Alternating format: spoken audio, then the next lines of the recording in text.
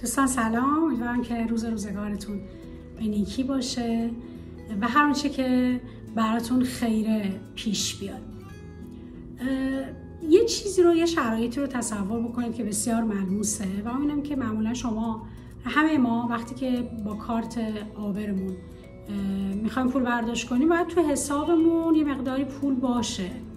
در غیر این صورت امکان نداره که ما بتونیم برداشت بکنیم. حالا میخوام این رو تعمیم بدیم به رابطه‌ای که ما با بچه‌هامون داریم. ما در طی روز معمولا از بچه‌هامون خواسته‌های مختلفی داریم. مثلا بهشون میگیم که میشه لطفاً درواز کنی، میشه مشقتو بنویسی، الان وقت اینه که بریم باشگاه، میشه لباستو بپوشی، الان باید بری حمام، لطفاً برو حمام. و خواسته-های زیادی که در طی روز بارها و بارها از بچه‌ها داریم. انتظارمون اینه که بچه‌ها اونها رو انجام بدن و اجرا بکنن. حالا میخوام یه سوالی ازتون بپرسم. ما از کدوم سرمایه، از کدوم بانک داریم خرج میکنیم برای اینکه این برداشت اتفاق بیفته؟ برای اینکه جواب مثبت بگیریم، برای اینکه بچه‌ها بگن باشه چشم انجام میدیم، یا اصلا باشه چشم نگن ولی کار رو انجام بدن برای ما. یه اصطلاحی هست به نام سرمایه ارتباطی.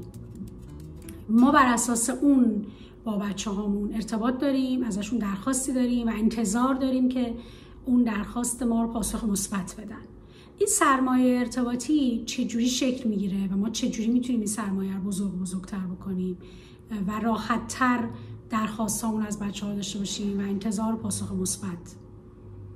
یکی از راه‌هایی که کمک میکنه برای اینکه این ارتباط قوی‌تری باشه و این سرمایه ارتباطی اطمینان بخش باشه و خیالمون راحت باشه که ما داریم از یک جایی خرج میکنیم و به اندازه کافی توش نیرو و انگیزه و انرژی هست که بچه‌ها به ما پاسخ مثبت بدن، اینی که بتونیم از طریق بازی با بچه‌ها ارتباط بگیریم. ما در طی روز برای بچه‌هامون وقت میذاریم، قطعاً براشون غذا آماده میکنیم، میفرستیمشون مدرسه، میبریمشون بیرون، گردش و اینکه برای انجام تکلیف براشون وقت میذاریم و همه اینها در واقع ما داریم به بچه‌هامون توجه میکنیم. اما بچه‌ها چیزی که از ما میخوان چیه؟ اون اینه که ما به صورت اختصاصی فقط برای خودشون وقت بذاریم. یعنی چی؟ یعنی اینکه ما توی اون تایمی که داریم با بچه‌ها ارتباط میگیریم برادر خواهرها نباشن. توی اون تایم تلفن همراه کنار ما نباشه.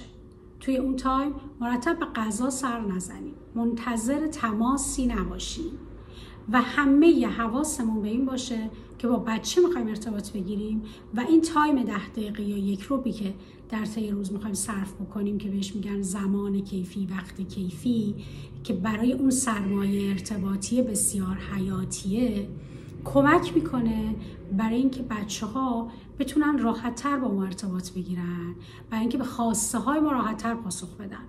چه جوری ما باید این شرایط رو فراهم بکنیم؟ اون چیزی که مهمه اینه که ما نمیتونیم همه این تایم رو جمع بکنیم، بگم من در طول هفته وقت ندارم و آخر هفته معمولا جمعه 2-3 ساعت میبرمش بیرون، خب کافیه دیگه. این شکلی نیست. باید هر روز روی این سرمایه کار بکنیم، هر روز پسنداز بکنیم. چیکار باید بکنیم؟ باید هر روز یه تایمی رو خالی بکنیم در حد 10 دقیقه یا 15 دقیقه کفایت میکنه و بگیم این زمان توه، من تلفن همراه ندارم، هیچ کار دیگه الان ندارم و فقط میخوام با تو بازی بکنم و میخوام ببینم تو چی دوست داری. یعنی اینجا هدف اینه که بچه مرکز توجه باشه و این رو احساس بکنه و من این رو بیان بکنم براش توضیح بدم. و تایمیه که بچه احساس ارزشمندی میکنه دیگه، به خاطر اینکه خودش داره بازی رو انتخاب میکنه و پدر یا مادر در اختیار بچه هستن و هر چیزی که بچه بخواد توی اون تایم اجرا میشه. و توی این تایم شکلی نیستش که ما نصیحت بکنیم، بگیم ببین نگاه کن من الان دارم باهات بازی میکنم، باید قول بدی بعدش بری تکلیف بنویسی، یا ببین نگاه کن من دارم الان وقت میذارم، از تایم کار خودم زدم، از اینکه بخوام مثلا آشپزی بکنم زدم و اومدم نشستم دارم باهات بازی میکنم. یعنی در واقع انگار یه جور دارم منتم میذارم برای بچه که حواست باشه که من دارم این تایمو برات میذارم. اصلا این صحبت ها نیست، صرفاً تایمیه که متعلق به بچه است و ما هدفمون اینه که بچه لذت ببره از این تایم. پس یه چند تا قانون کوچولو رو در موردش رعایت بکنیم.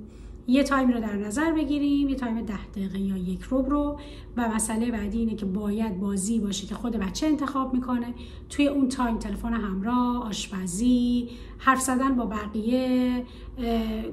بقیه برادر خواهرات، اون فضا بودن، اینها رو نداریم. صرفا خود بچه است و به بچه اعلام میکنیم که الان زمان توه و میخوام که اون کاری که تو دوست داری رو با هم دیگه انجام بدیم. یه کار مشترک. حتی اگه نتونم اون کاری که بچه داره انجام میده من انجام بدم، صرفا همراهیش میکنم. یه وقتی از بچه بازی میکنه، به دم و در میگم من اصلا نمیتونم اون شکلی که اون بازی میکنه باهاش بازی بکنم. من میگم شما فقط کنارش باشید، تقلید بکنید ازش. این کاری که میتونید انجام بدید. همین باعث میشه که یک رابطه نزدیک و یک رابطه عاطفی با بچه برقرار میشه و اون سرمایه ارتباطی که ما بعدها بهش نیاز داریم هر روز داره بیشتر و بیشتر میشه. ممنون از اینکه در مسیر آگاهی همراه من هستید.